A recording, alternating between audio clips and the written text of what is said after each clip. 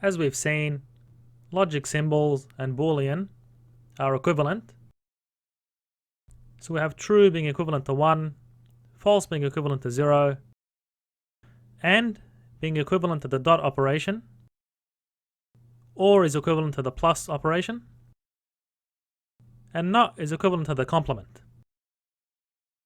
So for example, if we have x and y in logic, that's equivalent to x dot y in boolean. Now the building blocks of logic circuits are gates, and we have 3 of these gates with their corresponding truth table.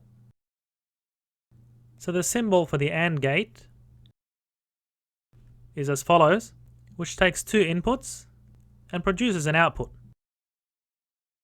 So as we can see, only 1 and 1 returns 1, which is equivalent to true. And similarly, the OR gate takes 2 inputs and produces an output. And you're familiar with the truth table for X or Y. And the third gate is NOT. So that takes 1 input and produces an output. So not 0 is 1 and not 1 is 0. So this is also known as an inverter.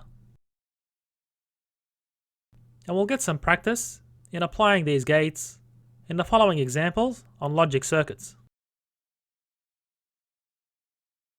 Let's design a logic circuit for this boolean expression. So we have x and y as inputs, and to obtain the complement of y, we pass this into a NOT gate, or an inverter gate. So this outputs NOT y. And then we have x and NOT y, so we need to take these and pass them into an AND gate, which looks something like this. So this outputs x and NOT y. And then we have x and y, so we take x and y and pass those into an AND gate.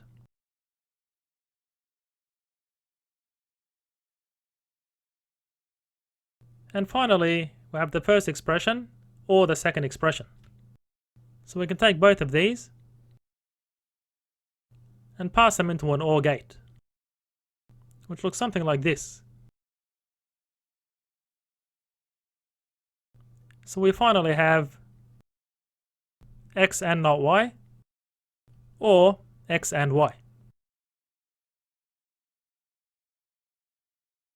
Let's design a logic circuit for the following boolean expression. So in this case we have x, y, and z as inputs, and we take the complement of y, so we pass this into an inverter gate,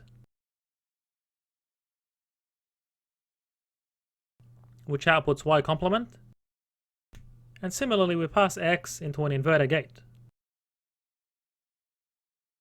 So basically think of how you'll construct a truth table, and you can construct the circuit accordingly. So this outputs not x. And then we have x and the complement of y and z. So AND gates only take 2 inputs. So first we're going to take x and the complement of y. So we pass those into an AND gate. So that outputs x and NOT y. And then we take z and pass that into an AND gate with x and NOT y. So this gives x and NOT y and z. And then we have not x and y, so we take y and not x into an AND gate. which produces not x and y. And then we have the first expression or the second expression. So we're going to pass these as inputs into an OR gate, which looks like this. So finally, we have x and not y and z, or not x and y.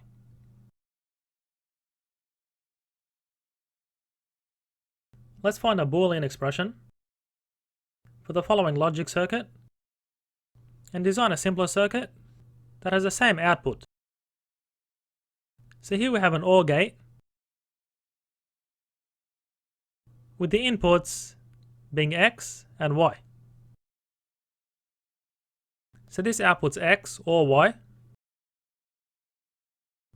and then we have y passed into a NOT gate,